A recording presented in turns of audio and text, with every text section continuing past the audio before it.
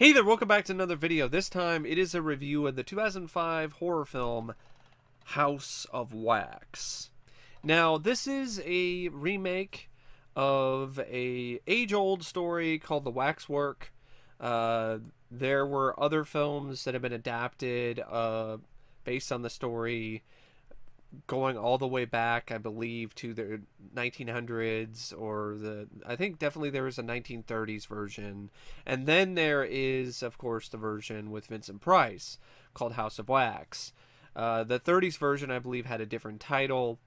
And this is taking more influence from the 1953 version, but at the same time, it's one of those remakes that still stands on its own as its own work of art.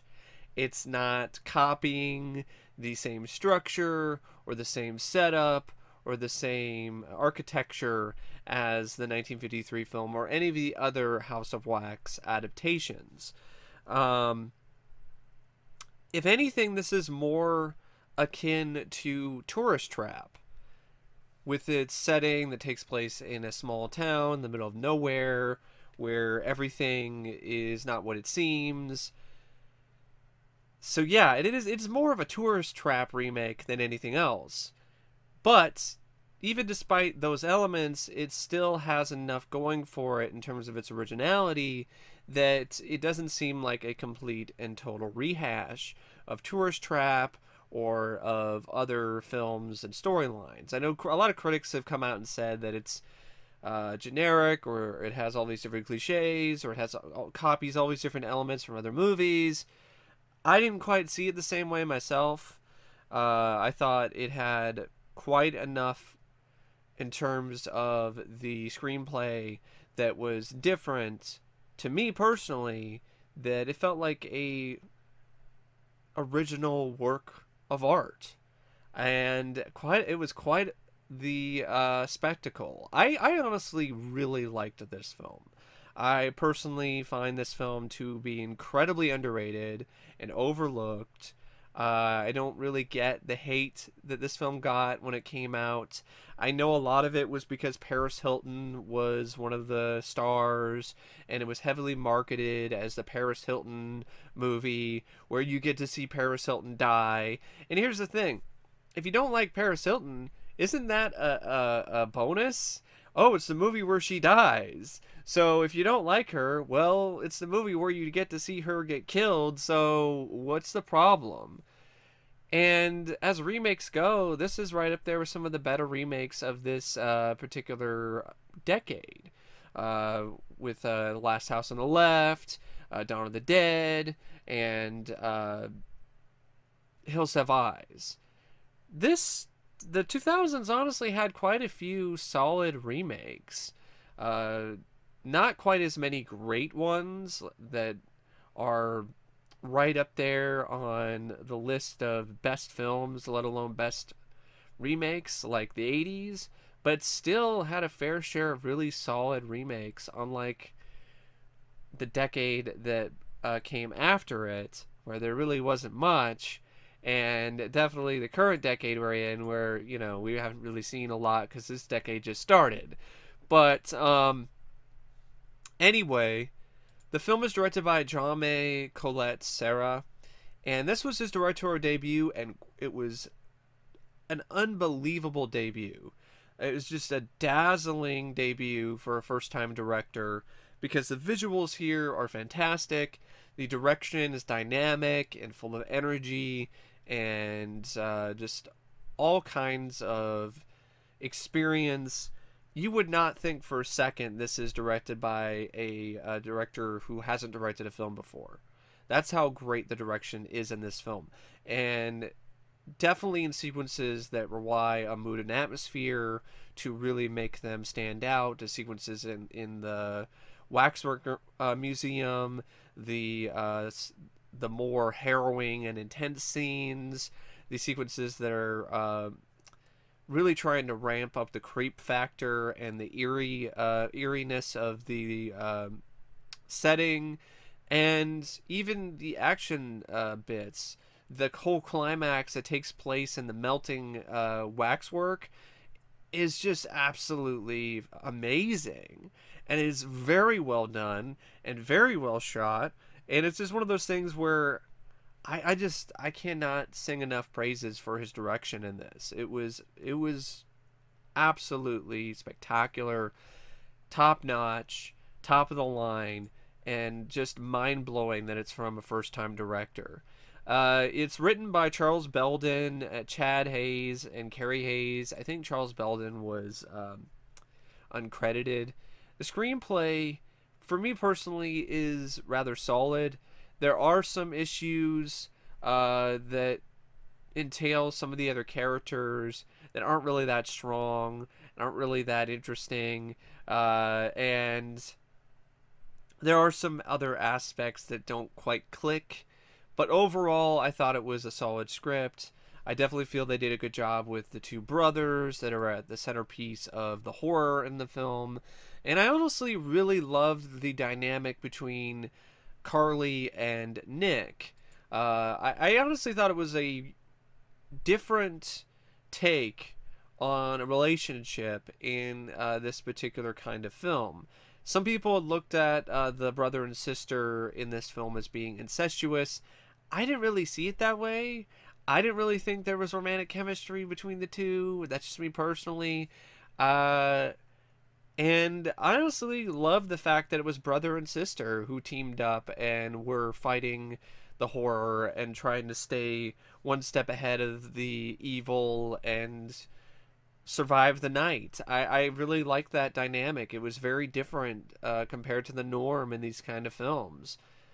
So that was something that I honestly feel elevated this film to another level for me, but also is not mentioned nearly enough, just like the film itself. And the performances were good by those two. I really liked Elisha Cuthbert and Chad Michael Murray, who I'm not super big on, but I thought he did a good job here as the bad boy brother. And Paris Hilton. Honestly, Paris Hilton, I didn't think she was that bad. She did a good job with the role that she was asked to play, a bimbo slut. That's really what she is. Bimbo slut. Played the role to a T, and did a fine job as Paige. It wasn't really an awful performance because it's not like it was a role that required a great acting to begin with. And effectively showed fear and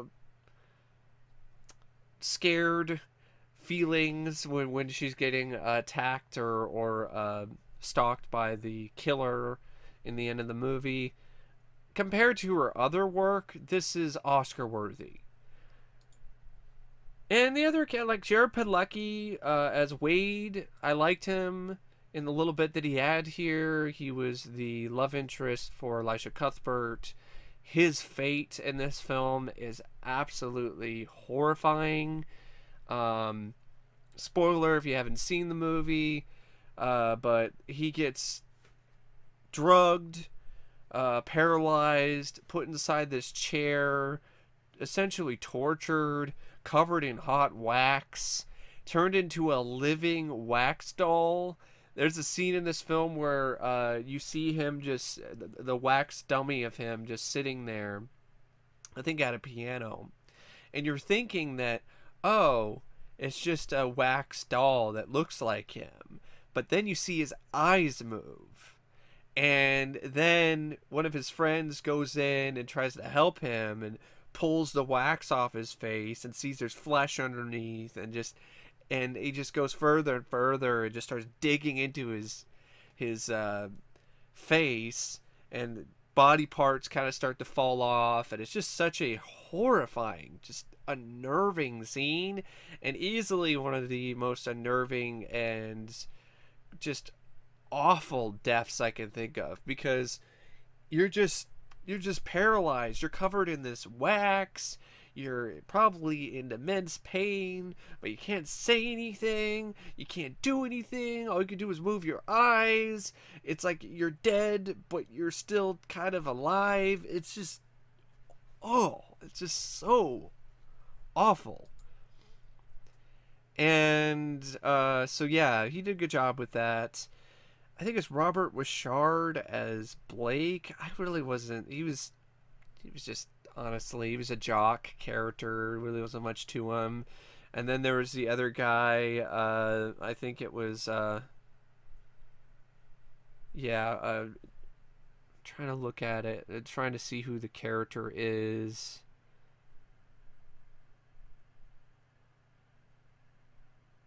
For some reason, that guy, Paige's boyfriend Blake, Nick's friend Dalton. Yeah, Dalton Chapman, played by Jon Abrahams, who's just a comic relief. And there was a really good dual role by Brian Van Holt. I didn't know he played both of them. And he did such a phenomenal job playing Beau and Vincent Sinclair in this. So good that I didn't even know that he played both of these characters until I saw the credits for this movie. Wow. Really nice star turn for Brian Van Holt as the brothers. Doesn't seem like he did a whole lot after this. He was in Bullet to the Head in one role, and then that was kind of about it. Seems like it's a guy who didn't have much of a career. He did some TV work, but it doesn't seem like he did a whole lot. And that's honestly too bad, because he did a really good job playing both of these characters. I got some Dennis Quaid vibes from him as Beau, and as Vincent, just absolutely just really animal. It's a really good way to put it. He had this animosity and this animal vibe to the character, this uncaged animal perspective and performance that really did work quite well. It was just a very intense role, and I thought he nailed it. And the screenplay, when it comes to delivering the shocks, when it comes to delivering the gore, when it comes to ramping up the creep factor, it really does deliver. I also really like the fact that there are some references to other horror films, other classics like Whatever Happened to Baby Jane, and which plays in the movie theater sequence. And you can kind of tell that they were fans of Tourist Trap. I think they were, because you can see little, not necessarily nods, but a lot of inspiration in that regard. And there's some really oh shit moments, like the sequence when Elisha Cuthbert's character Carly, her finger gets cut off, or she's underneath the gas station, and she's broken out of her bonds, and she's trying to let her brother know that she's there, and Beau cuts off the tip of her finger. And there's other moments like that that are just really visceral and grueling to watch, and quite disturbing. I do agree with this review that says discomfortingly gratuitous even by slasher standards, and that actually works quite well. The sequence where you first see the just absolute pile of just carcasses of dead animals and stuff like that, it's all done practically, so you can just almost smell the rotting flesh, and it's a very it's definitely a film that makes you sick to your stomach in a lot of ways, but that's honestly what horror should do. And there's some other really cool concepts in this film, like in the climax, like I said, with the melting house of wax. They're going up the stairs, and the stairs are melting. They're fighting Vincent in a melting room. They get out of the house of wax through the marquee for the house of wax, which is a really nice meta thing. And how often do you see that in a movie where the lead characters, they escaped through the titles of the movie? Like, just brilliant. Just really cool, unique stuff. I will have to say this about the story, though. It starts off really weird with this sequence that takes place in the past, because there's a flashback where there's this chair, this high chair, and there's these two brothers, and one of the brothers is misbehaving, and he ends up getting tortured and beaten by his parents, and then of course you flash forward to modern day, and there's a weird song choice at that point. It's a very weird way to start the movie, but once it gets going, it really is worth your while. But it is a very weird, jarring beginning, I have to be honest. And the whole stuff with some of the characters are definitely cannon fodder, and there's not a whole lot to them.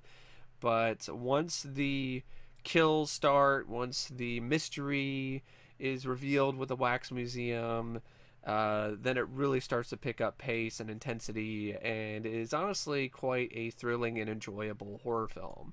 With a very satisfying climax and ending.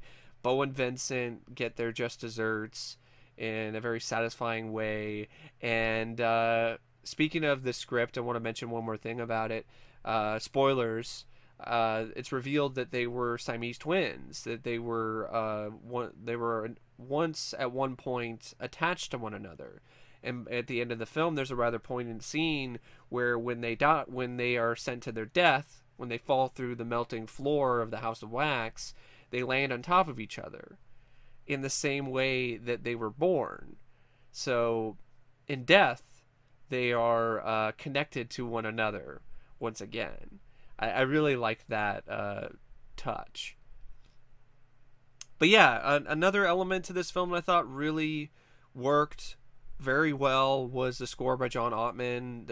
There's a few pieces in here I really enjoyed from the soundtrack, from the score for the film. The soundtrack had some okay songs, but I wasn't like super into it.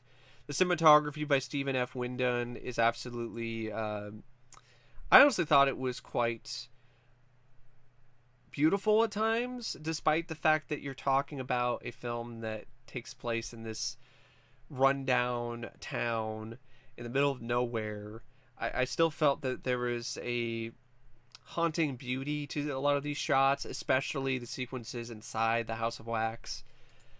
And the sequences at night, especially in the climax of the movie. The editing by Joel Negron I thought was excellent. It's very tight, very taut. Definitely enhanced the suspense and thrill factor in quite a few different sequences. The visual and practical effects when they are there are well done, from the gore to the House of Wax itself to the wax figures. I felt that there are some bits of CGI that were a little wonky, but there really aren't that many. For the most part, it's all done practically and done for real. And it's one of those films where it also ends and it really doesn't leave room for a sequel, which I liked. I liked that about it. The two lead characters, the brother and sister, they make it out of the House of Wax alive and get out of there, and their fate is sealed, and it's a positive fate. It's not one of those cliched, everybody dies, everybody is fucked type of endings. And it still leaves things, there's some intrigue with the identity of the third brother, which was a nice little kind of oh shit moment. Which I guess you might be able to use that as fodder for a sequel, but that never happened. And honestly, I would say this is Dark Castle's swan song. This is the last horror film that they did that I personally felt was genuinely great and really captured a lot of the sensibilities that Dark Castle was known for, and that its fans really enjoyed. And it was just one of those movies that, in some ways, it's bittersweet because Dark Castle never did a film that was on the caliber or on the same level of this movie ever again. And they honestly turned into more of a direct-to-video company. And when the films that they did release in theaters weren't really necessarily these remakes or updates of older horror films, which is initially what the plan was for the company. Overall, I highly recommend House of Wax. If you like horror films, if you like grisly, uncomfortable, and unnerving horror. Definitely give this a watch. If you like films that deal with wax and wax museums like Waxwork or The House of Wax with Vincent Price, give it a shot. If you like Dark Castle films, give it a shot. If it was a film that you weren't really that big on when you first saw it, I honestly would recommend giving it another watch, because I personally feel there's a lot going for it, from the setting, from the atmosphere, to some of the performances, to the gore, to the practical effects, to the House of Wax itself, to the finale and the climax, and the direction by Serra. But yeah, I don't really know what else to say about House of Wax, except as usual, thank you for watching my review, and as always, I will see you later. See ya.